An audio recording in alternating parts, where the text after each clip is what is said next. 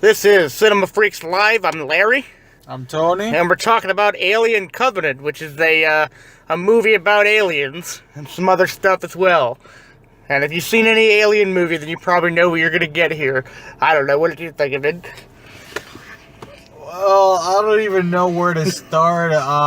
There's a few glaring plot holes that they're as big as potholes, and probably look like they were carved out by the aliens in the movie. Yeah. So yeah. Yeah, I mean, basically it's just the whole thing. That they just a bunch of people. It's like the same shit as every other time. It's like, it's a bunch of people on a ship and they crash land somewhere because they have to do something. And like in this one, I guess it's because a bunch of their people died, like in a solar flare, and like in a fire thing that happened on the ship. It was a neutrino blast. That was unpredictable. Yeah, and like they land on the survivors land on this planet, and of course they start getting attacked by aliens, which would be preventable if they had worn some kind of face covering or armor or anything at all, but they didn't. How the fuck do you have ships that fucking go like fucking light speed, like they move light years? And you're telling me you don't wear a damn mask going down to the planet? I know. What conversation was that like? Like nobody thought like, oh yeah, like we've never been on this planet hundreds of billions of light years away. Like we might as well just not wear anything. No protective covering. Not to mention they deviated off of course. And in your fucking training, you didn't think to put your fucking mask on in an unknown world. Let's not put our masks on, and let's also put our faces up close to every weird thing we find, and nothing bad's gonna happen at all. Fucking inhale. I know. The contents. Let's have no awareness of our surroundings at all, and inhale everything, and look at everything we find very closely, and not have any kind of caution, And basically, that's why I didn't feel bad about any of these characters dying. I just didn't give a shit. Like seriously, you don't do that on Earth. What makes you think it's okay to do it in a fucking unknown planet? Like God knows how many. Yeah. I mean, some people do it on Earth, and I guess that's what this movie was based off of. Like people who just do dumb shit. That's not the point. These are trained people that went through simulations. I beg to differ on all that. Apparently, they didn't pay attention that much. Yeah, man, I don't know. Like aside from that, like, what did you actually think? You seem to like some parts of it anyway. I mean, I thought Michael Fassbender was a true gem in the movie. Really the whole thing. There's an awesome narcissistic gay scene where he's playing with himself. Wait a minute. I love the phrase in there. Awesome narcissistic gay scene. That's a funny couple of words there. Because he's technically you have the old robot and the new robot. They're both Michael Fassbender, but one's a newer version, one's an older version, and he's telling the other guy how to play his flute. No, And he tells him, "Don't worry, I'm going to take care of the fingering." Never. And the thing that is that really what he said? I didn't even hear that part. Yeah, he said, just go ahead and focus on blowing the flute. I'm going to take care of the fingering. And then he finishes up with like, oh, it's always better to use a synthetic one, right? It's like, what the hell? Yeah, I mean, I don't know. I disagree with you. I thought Michael Fassbender was almost probably the worst character in the movie, actually. No. And it's like, because of course, he's a great actor and all that. And, like, I know he has a lot of talent, but in this, it's just, like, the way this character was written was just so, just bland. I was so, if I had to listen to one more fucking speech, like, one more fucking self-aggrandizing speech about, like, how, like, humanity needs to go extinct or whatever it was, I was just gonna be done with the whole thing. That was the whole point. Yeah. That was the whole point of freaking David. That was his whole point. I don't know. It's just so tiresome, though. It's dull. It's really not interesting at all. I love how his creator literally ended the discussion by, pour me tea, David. That was how he ended it. Speaking of that was how the movie started, was that the creator guy was creating David, and it was like, if your robot's first words is, if you created me and you don't know who your own creators are, then like he's questioning that much already, then you made a bad robot, burn it. That's what you should have done, That robot knows too much, and you're helping humanity go extinct here. You do not make him pour your fucking tea and build resentment towards the human race. That's I know. I mean, having him pour your tea. It's just it's the domino effect to destroying human race in space, and that's just how it goes. And I don't know, the character, it's such a dull kind of. I've seen this kind of shit before, and it's like there's all this the dumb speechifying and just the pretentiousness of that. Just wasting my time. They got it down all to a T. They show a little bit of skin with the chicks, and that chick is gonna die because this fucking alien's like, she's hot. Which way is that? The shower scene, or like what are you talking about? No, not even the shower scene. Yeah. Let's not even go there. They met the prerequisite there. We were talking about before with the lady soldier. She was just bathing her arms. Oh, yeah, like, yeah. That's the thing, like, that was, again, what we were talking about before, like, and whenever, like, everyone just seems to have no problem with, like, taking off their clothes, like, on this random planet. They have no problem with that at all, and, like, they don't think anything's gonna happen to them. They're like, I get, like, they've seen their fucking teammates dying in front of them, and they still do it. Like, how do you do that, Like, it's driving me insane. I didn't care about anybody dying in this movie. Oh, I guess what, guys? You got a guest cameo from James Franco, bitches, because he has. That was James Franco, wasn't it? Yes, it was, and all his to the glory. It's like, why the fuck are you in this movie? Yeah, and like the main character, her name was Daniels, right? The lead girl. Yeah. Yeah. Yeah, like she was like just like crying, looking at that, and I guess like because his character died in the fire earlier on, and I'm like, for one, why did they pay James Franco that much money to do that little scene? Like that's pointless. But whatever. That's your use of money, Ridley Scott, not mine. So, yeah, and like then too, it's like I just think like, oh, like she's just crying because she'd really rather be rock climbing. She just loves rocks. Like I don't know. Apparently. Didn't really get much. There wasn't really much character development. That's my whole point. No, it's just a lot of self-aggrandizing. Yeah, because I really did. I wanted to, even like Danny McBride's character, I wanted to like him a little bit, and I wanted to like the lead girl Daniels. I wanted to like her, but that's wasn't that much development. I sort of like Daniels, but again, she wasn't used. Well, I didn't dislike her, but it's just like I wanted to like her more. It would have been a more interesting character if you had more development to it. I love Tennessee, but again, they didn't. Yeah. How little self-awareness do you have to wear a cowboy hat in space? That's crazy. Never seen that before. I'll give the movie that. That was entertaining. Tennessee was entertaining. I thought it was nice, but again. Yeah, he was the only one who had like a clear motive with his wife dying, all that. Oh yeah, speaking of that, like, his wife died. That was the other end of the spectrum. That was maybe the worst scene in the movie, when his wife was on the ship and, like, she locked the other girl. Oh, don't even get me started on that fucking shit. That was probably the worst scene in the whole movie. That chick gets the Darwin Award. I know, really. For worst death in a movie ever. I'm like, I can't, I was just shocked at the whole scene. It was so bizarre. You leave your best friend to die. You try to kill the alien, and you end up blowing yourself, your friend, and your alien. Yeah. I also love, yeah, I know, right? Yeah, like, she also, like, she gets blood on her face, and, like, doesn't seem to care about washing that off at all. Then it doesn't matter because they blow the ship up anyway. But, No, not they. She blows up her dang ship, and she's supposed to know where the fuel tanks are at, and she's the pilot. Yeah, right. And she's like freaking out, like very emotional. And like, I get it, like it's a very tense moment, but like it seemed like she should have been more professional than that at least, a little bit, Again, we go back to these quote unquote simulations that probably never took place. Yeah. The characters who took the simulations all died in the fire. These were the characters who did not take the simulations.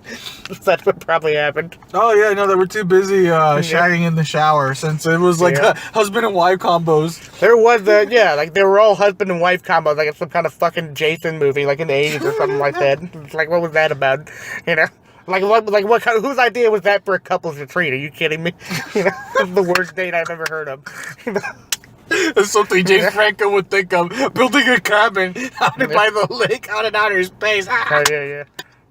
That was like That's our idea of romance. You're right, Larry. Yep.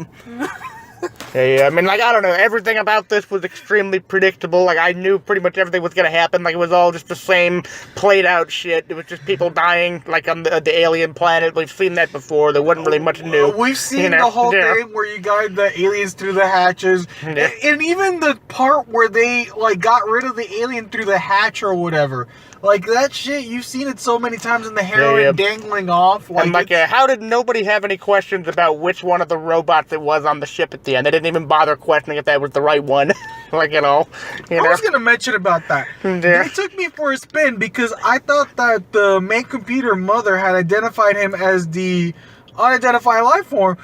But that's what I thought it was too. Yeah, that would have been a good twist if that was what it was. That would have actually been interesting. You know? And we seg into how does a fucking expensive, all-knowing computer not know that that's William or whatever the heck his name was? Well, it's because the computer reflects the people inside the ship. Incompetence. That's the reason why. Jesus.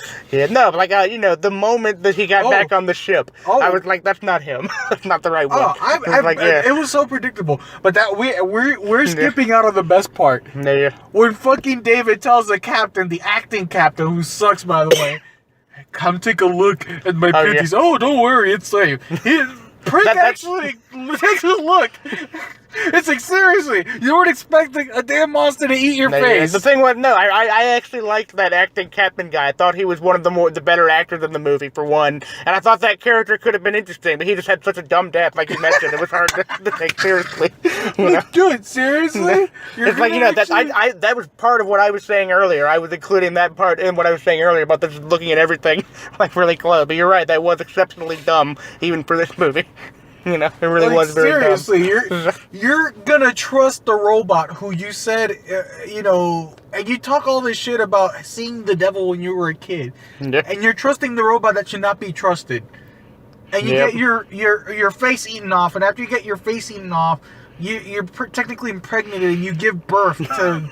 I'm done. Yeah, I don't know. Done. I think the reason all these people were sent into space is that they were so dumb that the Earth wanted to get rid of them, and that's what we're not seeing here. I'm sorry, no. It's just, if that's who you send out to colonize space, I'm sorry. I'm pretty sure even the characters of Prometheus were smarter than this. Like, if this is who you sent out to colonize, you know, outer space, and they're supposed to be a representative of our people, please, no, don't even bother. There was probably a deleted scene where they run into the ship from the movie Passengers and, like, collide with that one. It's like just a whole bunch of stupidity colliding with each other. Yeah. You know? I don't know. Like, the thing is, like, all these alien movies, like, it's for one, it's just a prequel to the better movie in the 80s that we already saw. And, you know, this kind of stuff is outdated now that we have better movies like Interstellar that do this kind of concept with ingenuity and have new plot ideas to them and are not just the same old cliche stuff. I feel like a good, strong heroine was missed. Like, I was expecting the rising of a new, strong female lead. Like, the successor to the badassness that was Sigourney Weaver. And it was a missed opportunity. Yeah, I mean, you know, if they did have a strong, good character like that, I might actually have given this more points and actually wanted to see more, but they didn't really do that. It evolved into, again, narcissistic gay porn of Michael Fassbender, which That's what I mean, like, you know, this movie was so in love with fucking Michael Fassbender. Like, I get it, he's a great actor, I love him in a lot of other things that aren't this, but he just really was not good in this. That he should be using his talent elsewhere, as far as I'm concerned. He was terrible. It was extreme. You know? It was too self-serving. Yeah, it was. Like, you know, there's like a, you know, I don't know. It's like they spend all this time dawdling with just the two of them together in this cave that you can't even tell which one is which half the time. And it's like, you know, way too much time on these scenes of them together. And it's like, hey, Michael Fassbender needs to make a movie where he plays with himself and a flute and is fingering himself. You know, like, you know, they spent so much time on that I forgot who was still alive of the other cast. I couldn't even keep track of who was still alive in the rest of the cast. I'm sorry, I was cracking up. I'm still cracking up about that scene. Here, let me do the fingering. It's like, I'm sure that, you know, that scene of Michael Fassbender kissing himself will be a great fodder for whoever is into that on the internet. I can say that much. There is a scene where he kisses himself. So, if that's what you want to see, then there is that. Yeah, I'm pretty sure, like, a lot of Michael Fassbender, like, fangirls are gonna definitely download that clip. Oh my gosh. Yeah. You can watch him doing his best Anthony Hopkins impression for the rest of the movie. You know? Best Anthony Hopkins. That's really what it was, you know? You agree with me? That's what it was? Like, yeah. That's exactly what he was doing. Yeah, I don't know. I mean, mostly, like, I think we've already said a lot of what there is to be said. It's a very long and boring movie, and it's got a lot of cliches in it. I forgot to mention, when they're doing it in the shower, the guy dies by the French kiss of death. Yeah, right. Yeah, that shower scene. Like, I have to say, I haven't seen a shower scene like that in a long time. That's a really retro, like, slasher movie scene that they just brought back for no reason. It felt so forced. Yeah. It was. It was like after 2 hours of serious, like, somber science fiction and Michael Fassbender kissing himself. Then you finally get a scene of the two people fucking in a shower and then dying, just like it's 1987 again. You know? It's not retro enough. Let's retro it. Yeah. Surprised they didn't have like a, you know, that whole ship scene where you know they all come back. All that was a retro throwback. Again, the aliens with the hatches. All that was so predictable. Yeah, I mean, most of the movie was either doing the exact same thing as Prometheus, but dumber, or ripping off the Alien movie from 1981 or whatever. It was one of those two things. I honestly feel like Ridley Scott revived his movie franchise from the dead, and this might take some flame with people who've never seen an Alien movie, and they might like it. But again, yeah, I mean, I don't know. Like, I'm picturing, you know, I've only seen the first two Alien movies, and like, you know, I like the first one. I'm not obsessed with it, but I like it. The second one's alright, and you know, I didn't see much past that. But like, if I hadn't seen any of them, I still think I would think this is terrible. You know?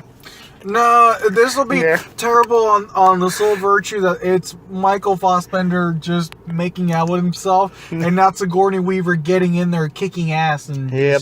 I don't know. I mean, Ridley Scott, I think he was just trying to, like, ride like an old trend, just trying to reboot. Like, he just wanted new popularity or something. You can't do that. Like, with Sigourney Weaver, to quote Negan, you can harness the heat off her balls. Yeah. Yeah. I thought she was going to be in this movie. I guess I must have remembered wrong. But I thought so, too. That would have been nice. Yeah. For some reason, I thought that's what this was going to be about. Maybe I misheard, you know, or something like that. Yeah. Yeah. I don't know. I mean, that's really, you know, Alien Covenant is a movie for, I'm not really sure who it's aimed at, actually.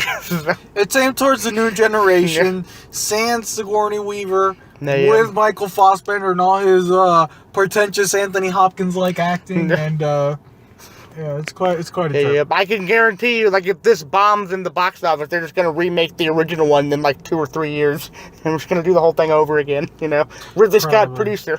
You know, making a new Alien movie again, you know? Probably. I can see it happening. If it bombs, if it does well, we'll probably just get another sequel that's the exact same thing as this. So what crappy actors are you going to choose to do? Like, yeah, I don't know. Who knows? We can't predict the future.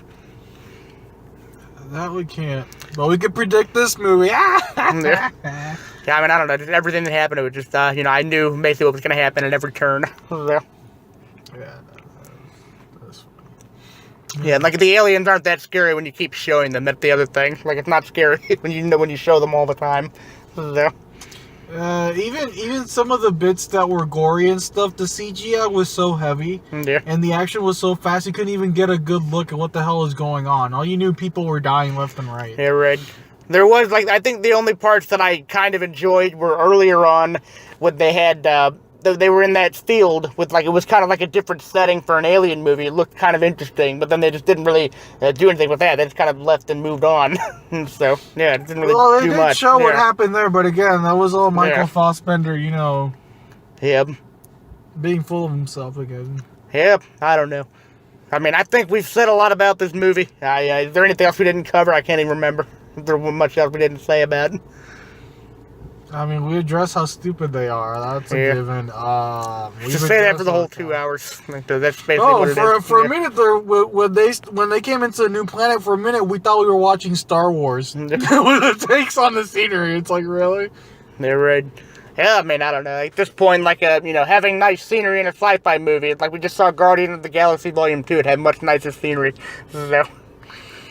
Yeah, it's like, oh, well, Yeah. look at that. They're giving Star Wars a little bit of Yeah, that's the thing. Like compared with Star Wars, like I was thinking like watching this. It's like it's the same story beats and everything. It's like the original movie and all that. And like just like people said that about Star Wars, The Force Awakens, and that really just shows the night and day difference here. Because the Force Awakens had good characters. It was entertaining. It was well made. This one just felt kind of like a slog. It was very slow. It's just dull, it just depends how you do it. That's the point. It doesn't matter. You don't have to have all new ideas all the time, but you just have to do it in a compelling way. So, and this movie didn't. No. And it made me really appreciate the new Star Wars movies more. Like, I actually want to see The Last Jedi coming out. I'm sure that'll be good. Yeah, I do. I do want to see it because Yeah. they're very well done. They're well thought out. Yeah. Whoever what is it? J.J. Abrams and James Gunn. They know their shit. They know what they're doing. Yeah, right. Let's just turn this whole thing into a review of the new Star Wars movie that's dead. Spend the rest of the time talking about that. I know.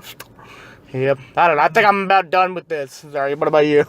Yeah, I'm done. I bashed the movie all it's worth, and I feel Yeah, great. I mean, I was kind of hoping for something entertaining. I was disappointed even for that. Oh Pretty no! bad. I came ready to bash that movie when they gave me that Michael Fassbender smooching scene. That's all I needed. I mean, I gotta agree that was funny. Oh, great. Who thought that up? It's like I don't even know what. I really want to know what the thought process was behind had that. to be. There was no point to it.